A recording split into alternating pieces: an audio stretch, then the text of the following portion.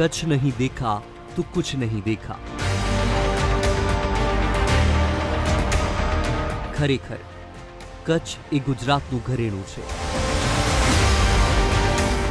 અહીં સંગીત, સંસ્કૃતિ અને સંશોધન દરેક વસ્તુમાં છે।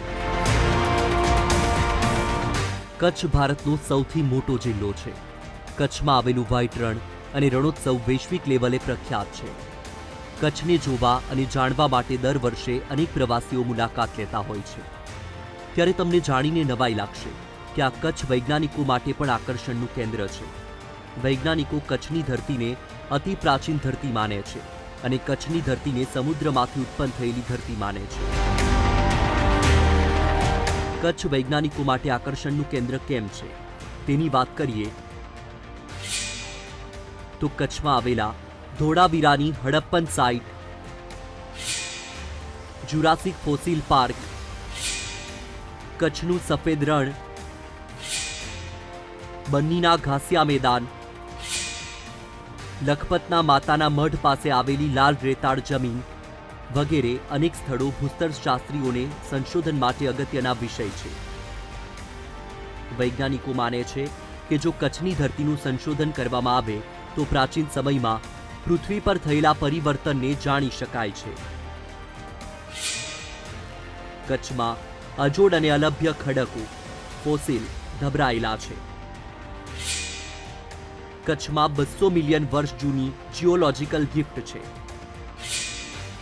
કરોડો વર્ષ જૂના ખડકો પેટ્રોલિયમ રોક્સ છે।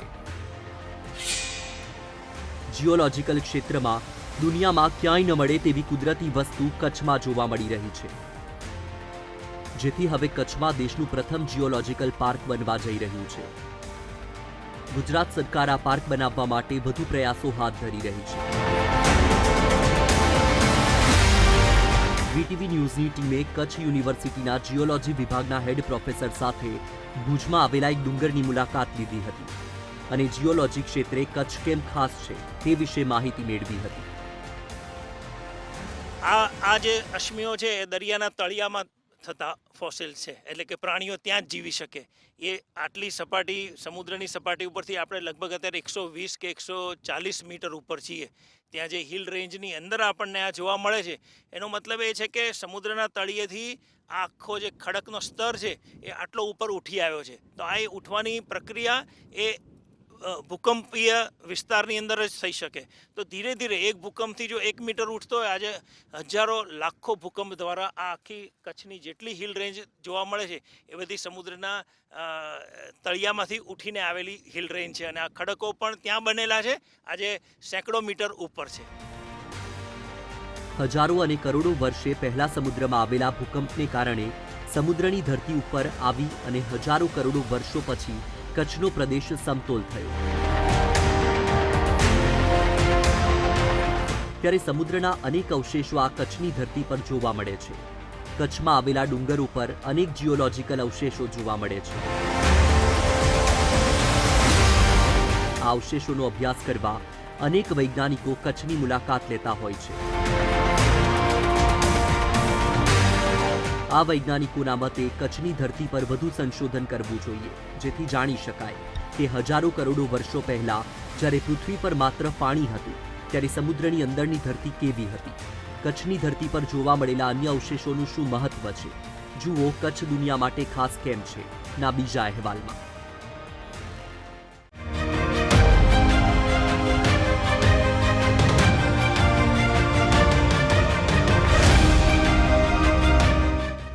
કચ્છ ભૌગોલિક દ્રષ્ટિએ ખૂબ મહત્વનું છે।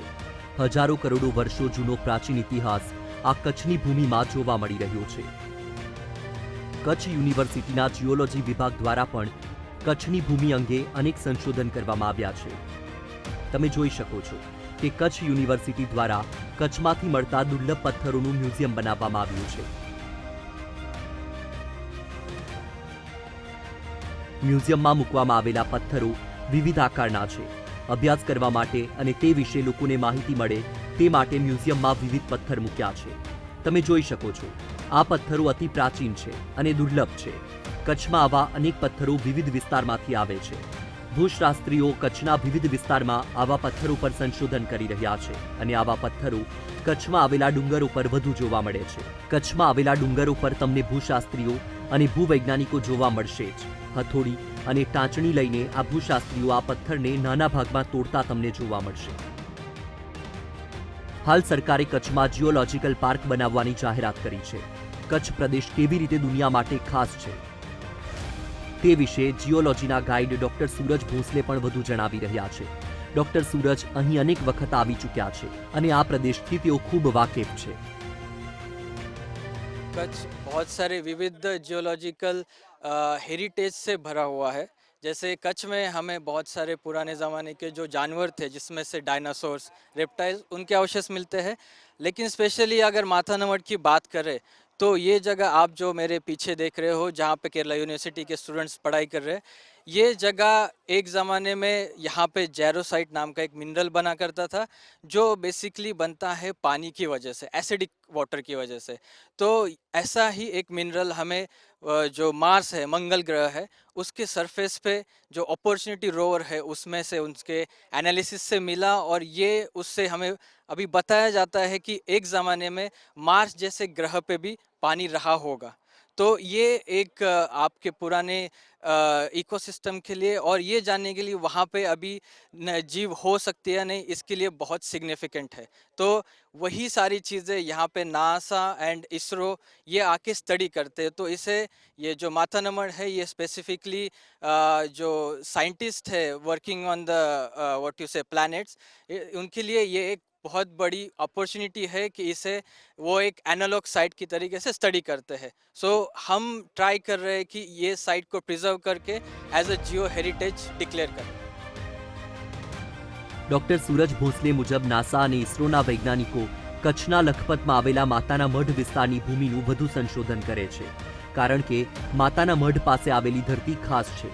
તમે જોઈ શકો છો આ વિસ્તારની ધરતી ખૂબ લાલ છે. વૈજ્ઞાનિકોના મતે હજારો વર્ષો પહેલા આ ભૂમિ પર એસિડ વર્ષા થઈ હતી. આ એસિડ વર્ષાને કારણે આ પથ્થરોમાં ફેરબદલ જોવા મળ્યો અને વૈજ્ઞાનિકોને આ પથ્થરો પરથી જેરોસાઇટ નામનું તત્વ મળ્યું છે. આ તત્વ વૈજ્ઞાનિકોને મંગળ ગ્રહ પર પણ મળી આવ્યું છે. મંગળ ગ્રહની ધરતી અને માતાના મઢ વિસ્તારની ધરતીમાં ખૂબ સામ્યતા જોવા મળી રહી છે, જેથી વૈજ્ઞાનિકો માને છે કે મંગળ પર પણ હજારો વર્ષો પહેલા પાણી હતું અને વરસાદ પણ થતો હતો. હજારો વર્ષો પહેલા એસિડ વર્ષા પણ થઈ હતી,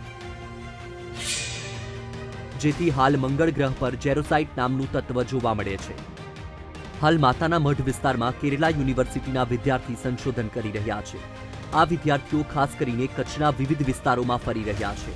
આ વિદ્યાર્થીઓનું માનવું છે કે આ વિસ્તારમાં ખૂબ પ્રાચીન તત્વો રહેલા છે. આ વિસ્તારને જીઓલોજીકલ પાર્ક બનાવવામાં આવશે તો ખૂબ સંશોધન અવકાશ મળશે અને આપણે પ્રાચીન ઇતિહાસને વધુ સારી રીતે જાણી શકીશું. अगर इस लोकेशन की बात करें तो हम देख सकते हैं यहाँ पर डिफरेंट टाइप्स के स्ट्रैटिफिकेशंस होते हैं. तो यहाँ पर अलग अलग मतलब ये पहला एक अलग रॉक था. फिर बहुत समय पहले क्या होता है यहाँ पे एसिड रेन हुआ था, तो इसके वजह से वो जो पहले पत्थर थे वो सब चेंजेस होकर अभी ये जो रिसेंटली हम देख सकते हैं वो पत्थर फॉर्मेशन हुए हैं. तो इस चेंजेस में हमारा एक पर्टिकुलर मिलता है, वो होता है जेरोसाइट. जेरोसाइट एक ऐसा मिनरल है जो हमें मार्स में भी मिलता है. तो यहाँ के प्रेजेंट सिचुएशन हम बोल सकते हैं कि मार्स में भी प्रेजेंट था. तो उस मुताबिक हम मार्स और अर्थ का प्रेजेंट सिचुएशंस को कंपेयर करके बता सकते हैं कि हम किसी समय मार्स में भी बारिश हुआ होगा, एसिड रेन हुआ होगा, जिसके वजह से कि हमें उस पानी का एविडेंस मिल रहा है. तो इस छोटे छोटे डिटेल्स की वजह से हम बता सकते हैं कि मार्स में भी लाइफ किसी टाइम पे एग्जिस्ट था या नहीं था, या पानी का प्रेजेंस बहुत इंपॉर्टेंट होता है किसी ह्यूमन सिविलाइजेशन को ग्रो करने के लिए. यहाँ पे ये जो पर्टिकुलर साइट आज हम लोग आए हैं, 2 दिन से हम लोग बहुत सारी जगहों में गए हैं जहाँ पे हम लोग ने बहुत सारे जियोलॉजिकल स्ट्रक्चर्स देखे और बहुत सारे जियोमॉर्फोलॉजिकल फीचर्स देखे. हम लोग रन ऑफ कच्छ में भी गए थे, वहाँ पे कैसे सॉल्ट फॉर्मेशन हुआ, यहाँ पे कैसे सॉल्ट आया, क्यों नमक यहाँ पे मिल रहा है, क्या क्या इसका इंपॉर्टेंस है, ये सब जाना. और आज हम लोग यहाँ जो आए हैं ये हम लोग का जो मार्शियन एनालॉग बोलते हैं, ये जो आप यहाँ पे जो भी सारे लिथोलॉजी लाइक हम लोग को जो भी आप यहाँ पे मिल रहा है मिट्टी या फिर जो सैंपल्स यहाँ पे मिल रहा है, वो हम लोग मार्स में जो मिलता है जो सैंपल जो भी वो रोबोटिक्स के साथ हम लोग का जो मिला है वो सैंपल्स वो कलेक्ट करे हैं और उन वो सिमिलर है लाइक वहाँ पे भी हम लोग मार्स में भी जो मिलता है हम लोग को सैंपल, यहाँ पे भी उसका एक समान है, ठीक है। तो जिसकी वजह से हम लोग उस मार्स में ज़िंदगी हो सकती है उसके लिए ज़्यादा रिसर्च कर रहे हैं हम लोग। और इसकी वजह से ये जो कच्छ बेसिन है बेसिकली उसका बहुत ही ज़्यादा इम्पोर्टेंस है। मैंने तो कभी नहीं आया गुजरात और कच्छ रीजन, तो मैंने आने के बिफोर सोच रहा था कि कच्छ में एक ऐसे इतना साइट्स नहीं है जियोलॉजी प्रोस्पेक्ट में, बट आने के बाद मेरे को लगता है आप जियोलॉजी स्टूडेंट हो तो ज़रूर एक बार कच्छ आना चाहिए, क्योंकि अभी भी इंडियन एंड यूरेशियन प्लेट का क्या है, अभी भी कोलिजन होता है और हर दिन यहाँ पे अर्थक्वेक चलता जाता है। बट हमको अर्थक्वेक का इंटेंसिटी होता है तो इंटेंसिटी कम है, इसलिए हम ह्यूमन नॉर्मल सिविलाइजेशन हमको पता नहीं चलता है, बट हर दिन ही अर्थक्वेक होता है। और कच्छ में डिफरेंट डिफरेंट जो lithology and sudden stratigraphically change rock change, वो तो बहुत इंटरेस्टिंग चीज़ है, वो एक जियोलॉजी के लिए बहुत इंटरेस्टिंग है और कुछ जानने के लिए भी बहुत इंटरेस्टिंग है। કચ્છની ધરતી ખૂબ ખાસ છે, વૈજ્ઞાનિકો પણ માને છે. અનેક સંશોધનો પણ વૈજ્ઞાનિકો કરી રહ્યા છે. નાસાના વૈજ્ઞાનિકો પણ માતાના મઢ વિસ્તારની ભૂમિ અંગે સંશોધન કરવા આવ્યા હતા. જો કે કોરોનાને કારણે તેઓ આ વિસ્તારમાં વધુ સંશોધન કરી શક્યા નથી. જો કે સ્થિતિ હવે સામાન્ય થઈ છે, ત્યારે હવે ભૂશાસ્ત્રીઓ અને વૈજ્ઞાનિકો આ કચ્છની રહસ્યમય ધરતી અંગે સંશોધન કરી રહ્યા છે. ત્યારે હવે સરકાર શું કરી રહી છે અને કયા એવા વિસ્તાર છે જે જીઓલોજીકલ પાર્કમાં સમાવેશ કરવામાં આવી શકે છે? વિશ્વની અજોડ અને અલભ્ય ખડકો અને અશ્મિઓ કચ્છ બેઝિનમાં ધરબોયેલા છે. આપ જે મારી પાછળના દ્રશ્યો જોઈ રહ્યા છો તે માતાના મઢ સાઇટના છે, જ્યાં હાલ ઝેરોસાઇટ નામનું ખનિજ મળી આવ્યું છે, જે માર્સ મિશનમાં જેનો ઉપયોગ કરવામાં આવતું હોય છે, અથવા તો માર્સ મિશન જે જવાના છે તેની અંદર સંશોધન માટે ખૂબ જ મહત્વપૂર્ણ ઝેરોસાઇટ માનવામાં આવે છે.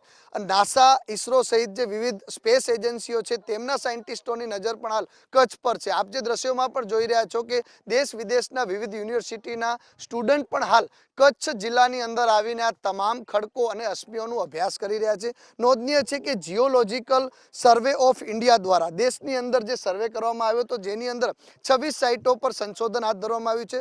જાણવા મળી રહ્યું છે કે તમામ 25 સાઇટો પર કોઈ તથ્ય જોવા નહોતું મળ્યું, પરંતુ કચ્છ જિલ્લો ખાસ કરીને તેની અંદર જે જીઓલોજીકલ હેરિટેજ પાર્ક બની શકે તેવા પ્રકારના અશ્મિઓને ખડકો જોવા મળતા આગામી સમયની અંદર ચોક્કસથી જે કચ્છ જિલ્લો છે તે કચ્છ બેઝિન છે તે જીઓ હેરિટેજ પાર્ક બની શકે તે દિશામાં આગળ વધી રહ્યું છે. Bharatsinh Chauhan, VTV news, Kutch.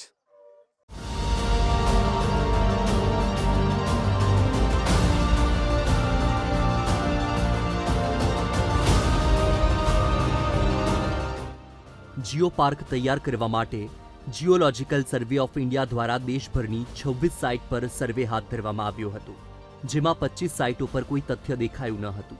માત્ર કચ્છની ભૂમિ જ જીઓ પાર્ક માટે સક્ષમ હોવાની વાત સામે આવી હતી. કચ્છમાં સરકાર જીઓ પાર્ક બનાવવા માટે તૈયારી કરી રહી છે. ત્યારે આ જીઓ પાર્કમાં કઈ કચ્છની સાઇટનો સમાવેશ કરવામાં આવી શકે છે તેના પર એક નજર કરીએ તો ભુજિયો ડુંગર, જુરા અને હબો ડુંગર, ધીણોધર ડુંગર, નેત્રા નજીકનો વિસ્તાર,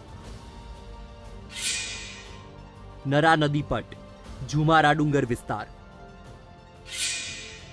લખપતનો વિસ્તાર, બાબિયા પર્વત, ફુલરા નાળા સેક્શન, કપુરાશી, માતાના મઢ નદી વિસ્તાર, Vayor river section, Harudi cliff station, Naliya Dhrubiya hill,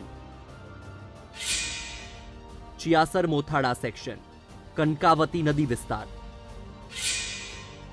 Bhachau કિલ્લો, જુરણ નદી અને જવાહરનગર રોડ વિસ્તાર, રાપર લોદ્રાણી, મૈયાવાંઢ, દેશલપુર, ફતેહગઢ, ધોળાવીરા વણઝારા બેટ, ખાવડા કાળા ડુંગર, ધ્રોબાણા, બાબિયા કલીફ સ્ટેશન, ગોરા ડુંગર વિસ્તાર સહિતનો વિસ્તાર જીઓ પાર્કનો સમાવેશ થઈ શકે છે. હાલ આ કચ્છમાં જીઓ પાર્ક બનાવવા માટે સરકાર તમામ પ્રકારની કામગીરી કરી રહી છે. ત્યારે કચ્છના સાંસદ વિનોદ ચાવડાએ સરકારની જીઓ પાર્ક અંગેની યોજના વિશે વીટીવી ન્યૂઝ સાથે ખાસ વાતચીત કરી હતી.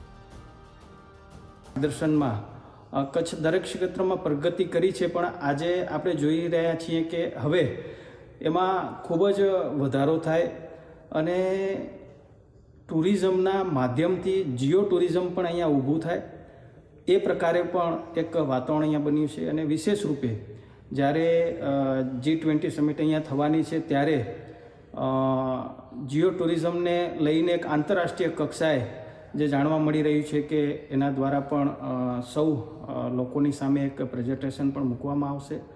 એટલે વિશેષ રૂપે કચ્છ જે રણ ડુંગર અને દરિયો ત્રણેય પ્રકૃતિનો જે સમન્વય આપણને જોવા મળે છે, એટલે કચ્છ હવે દરેક ક્ષેત્રમાં આગળ વધશે અને કચ્છ મને લાગે છે કે હવે જીઓ ટુરિઝમના માધ્યમથી પણ કચ્છને એક નવી ઓળખ મળશે. કચ્છમાં જીઓ પાર્ક બનશે તો કચ્છમાં આ પ્રાચીન સમયના અવશેષોને નુકસાન ઓછું થશે. અત્યારે આ કિંમતી પથ્થરોને અનેક પ્રકારે નુકસાન થઈ રહ્યું છે. ત્યારે ભૂશાસ્ત્રીઓ અને વૈજ્ઞાનિકો આ પથ્થર પરથી આવનારા સમયમાં પૃથ્વીના ઇતિહાસ અંગે વધુ માહિતી મેળવી શકશે અને આ પ્રાચીન અવશેષોને વધુ સારી રીતે જીઓ પાર્કના માધ્યમથી સાચવી શકાશે. Bharatsinh Chauhan, VTV news, Kutch.